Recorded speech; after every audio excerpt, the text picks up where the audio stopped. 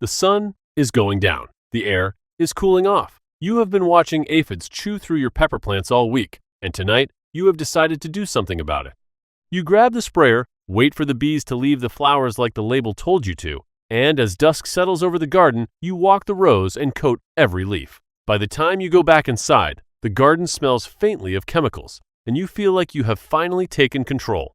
Put the sprayer down, because what you just did is far worse than doing nothing. The reason most people spray at dusk is because every label and every garden guide says it is the safest time. Safer for honeybees, safer for butterflies, and that part is true.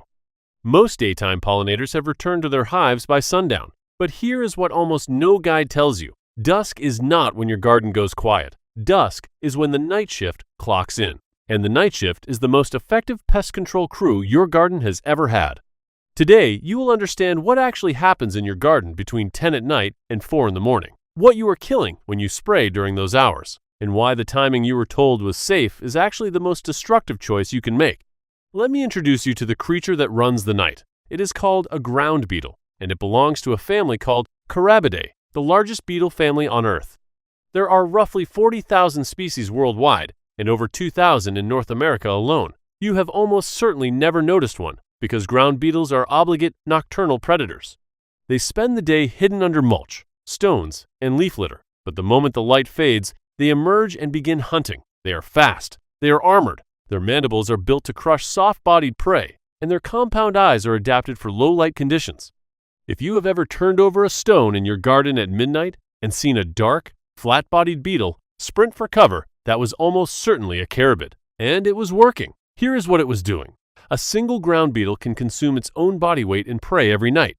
Slugs, snails, cutworm larvae, aphids, root maggots, cabbage worm eggs, flea beetle larvae, and weed seeds. Research from Penn State University's Department of Entomology has shown that generalist predators like carabid beetles, working collectively, can reduce crop damage by as much as 40% compared to areas where their populations are experimentally removed. A separate study at the University of Reading found that ground beetles removed 65% of weed seeds from the soil surface in untreated plots over a single growing season. That is free weeding happening every night while you sleep, and these beetles are not wandering randomly. Their peak hunting window aligns precisely with peak slug activity between 10 at night and 4 in the morning.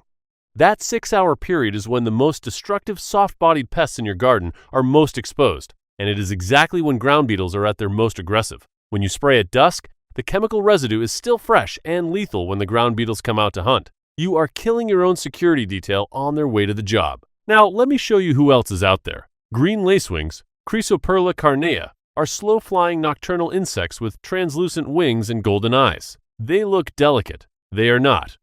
Their larvae are so aggressive they are called aphid-lions. A single lacewing larva can devour up to 600 aphids before it pupates. That is not over a season. That is over a 2 to 3 week feeding window. Each larva consumes roughly 200 prey per week, injecting its victims with a paralyzing venom through hollow, sickle-shaped mandibles and draining them from the inside. A female lacewing can lay up to 300 eggs per cycle. If even a fraction of those hatch, the aphid population on your plants does not stand a chance. But adult lacewings are nocturnal. They fly at night. They land on your treated leaves at night. When you spray at dusk, the residue is still wet and toxic when they arrive. You are not protecting your garden from aphids. You are removing the creature that was about to do it for you. Then there are the moths. Most people think of moths as the things that eat wool, but moths belong to the order Lepidoptera, and there are over 11,000 species in the United States alone. Many of them are pollinators, and recent research shows they are far more important to gardens and ecosystems than anyone realized. A study published in Biology Letters by researchers at University College London found that nocturnal moth pollen transport networks are larger and more complex than the pollination networks of daytime insects like bees, hoverflies, and butterflies. The team swabbed 838 moths across 2 growing seasons and found that 45% of them were carrying pollen from 47 different plant species, including at least 7 species rarely visited by any daytime pollinator. A separate 3-year study at the University of Arkansas Division of Agriculture found that nocturnal pollinators contributed as much to apple tree pollination as non-native honeybees. And research at the University of Sussex concluded that moths can transfer pollen at a faster rate per visit than day-flying insects during the hours they are active. When you spray at dusk, moths are the first nocturnal visitors to arrive at your treated flowers. You are poisoning a pollinator you did not even know you had. Here is where the damage becomes permanent. There is a concept in integrated pest management called pest resurgence. It works like this. When you apply a broad-spectrum pesticide, it kills the pest you were targeting, but it also kills the predators that were keeping that pest in check. The pest species, aphids, slugs, spider mites, reproduce fast. Their populations can double in days. The predators, ground beetles, lacewings, parasitic wasps, reproduce slowly. Their populations take weeks or months to recover, so the pesticide wears off. The pests return without any natural enemies to slow them down, and within weeks, the infestation is worse than it was before you sprayed. The United States Environmental Protection Agency defines pest resurgence as the situation where insecticide application initially reduces an infestation, but the pest soon rebounds to levels higher than before treatment. You did not solve the problem, you removed the solution, and there is a second layer called secondary pest outbreak. When you kill the predators that were quietly managing a pest you never even noticed, that pest explodes. This is how spider mite infestations appear in gardens that were previously mite-free. This is how whitefly populations go from invisible to overwhelming in days. You sprayed for aphids and accidentally created a mite crisis because you killed the predatory mites and ground beetles that were handling it without you. Here's what you should actually do. If you must treat, spray at dawn, not dusk. Early morning, between 5 and 7, is when the nocturnal shift has returned to shelter, and the daytime pollinators have not yet started foraging. That narrow window gives the product time to dry and lose its acute toxicity before either crew is active and exposed. Better still, spot treat. Do not blanket the entire garden. Target only the leaves or stems where you can see the pest clustered. Aphids bunch, slugs trail, caterpillars chew specific leaves. Hitting only those zones preserves the predator population everywhere else.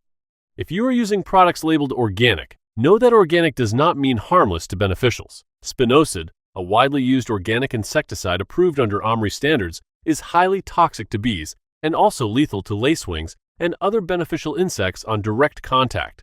Insecticidal soap kills anything it touches while wet, including the lacewing larvae that were eating the aphids you are trying to eliminate. The word organic on the label does not mean it can tell the difference between pest and predator. Nothing can. That is the point. The best thing you can do is stop spraying entirely and create the conditions where spraying becomes unnecessary. Leave leaf litter in your beds. That litter is where ground beetles shelter during the day. Clear it and you evict your most effective slug predator. Plant evening blooming species like Nicotiana, evening primrose, and moonflower. These are refueling stations for nocturnal moths and for adult lacewings, who need nectar and pollen to produce the next generation of aphid-killing larvae. If you see a dark beetle sprint across the soil when you move a pot, leave it alone. If you see a pale green insect with golden eyes resting near your porch light, leave it alone. They are not pests. They are your payroll.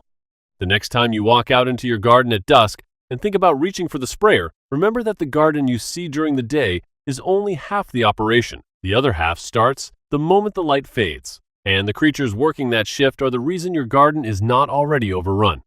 Have you ever gone outside after dark and noticed something moving across your garden soil? Tell me about it in the comments. I read every single one, and this is exactly the kind of story this community was built for. This is 6 Legs Deep. I will see you in the next one.